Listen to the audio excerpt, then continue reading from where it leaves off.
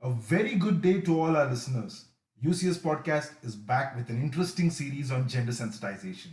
I introduce myself as Mahesh, a lawyer with 15 plus years expertise in corporate and real estate laws, and also a director at UCS. In today's episode of this series, we will cover the topic sex and gender identity, as we have often come across many people who relate sex and gender identity to be one and the same. In this episode, we'll tell you how sex and gender identity are not one and the same but are different. In conversation, we have with us my colleague from UCS, Kaveri Jagdish, who you all are familiar with from our previous episodes. Hi Kaveri, welcome to UCS Podcast. People have often misunderstood the words sex and gender identity. Can you please give our listeners a clearer understanding of both these words? Hello, Mahesh, and thank you.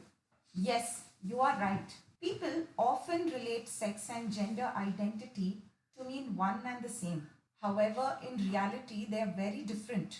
They also mean and represent different things. Sex is being male or female. However, gender is the characteristics or beliefs that relate to being a male or female. To put it in simple words, sex is the biological and physiological characteristics of a human being which helps us distinguish between man and a woman. For example, the reproductive organs and system, hormones, and physical characteristics help us distinguish human beings as man and woman, whereas gender identity is based on societal constructions and belief systems put in place that deals with masculinity and femininity. The gender identity that most people adhere to is usually forced upon at an early age, where the society, based on the sex of the human, has laid down what males and females can do, and this has been passed on from generations. Oh, I see. Sex is the biological characteristic, whereas gender identity is not actually sex of a person, but is the masculinity or femininity pertaining to the sex of a person that has been thrust upon an individual by a society. That is right. And not only this, there are other differences too. For example, sex is permanent and universal, and typically, a person's genotype and phenotype are used to determine a person's sex. Sex is the determination of whether a person is male or female, which is viewed and accepted as natural, whereas gender identity refers to the socially constructed roles, behaviors, activities, and attributes that a given society considers appropriate for men and women. Further, gender construction also varies from one society to another.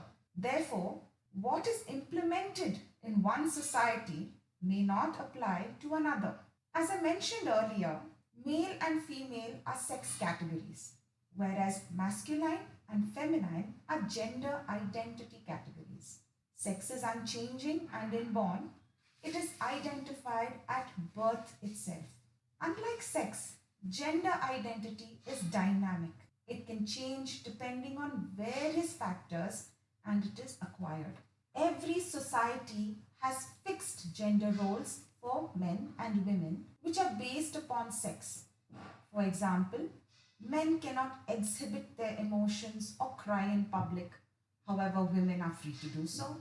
The color blue is associated with the male gender and pink to the female gender.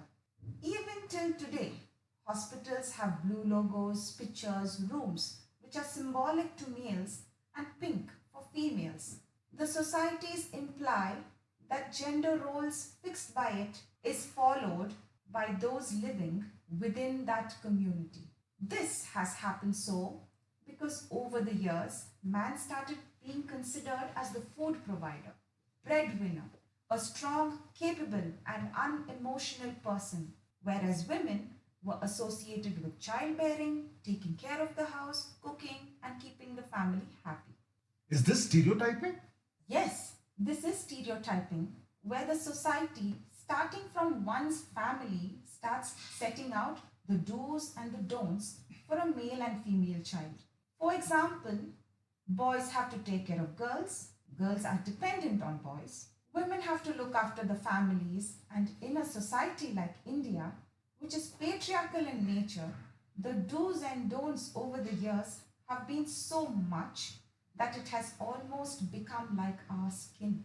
Thankfully, over the last 2 decades, people have realized that stereotyping is not good and that one must be free to choose and identify themselves to the gender in which they seem fit or are comfortable.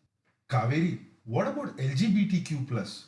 What gender identity do they fall into? Yes, I will clarify this. LGBTQ plus stands for lesbians, gay, binary, transgender, queer, and several other gender identities. As of now, there are 76 different types of gender identities and new ones may mushroom. The people who identify themselves with these gender identities physically belong to one of the sexes, that is either male or female. However, as a gender, they choose not to identify themselves to the sex in which they are born in.